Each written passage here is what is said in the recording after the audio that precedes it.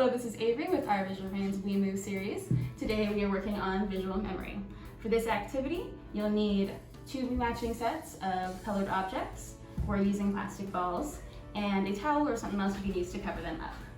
To play, you can put the balls in a specific sequence, cover them up with a towel, and have your player match them. To make it easier, you can start with 1 or 2 balls and work your way up. To make it harder, you can increase the amount of time between the amount of time before they match it. Luca is going to help me demonstrate. Okay, ready?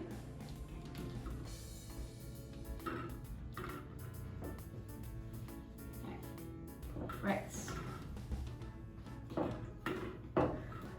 All right. For more fun activities, you can find us at www.artvisualbrain.com. Thank you so much.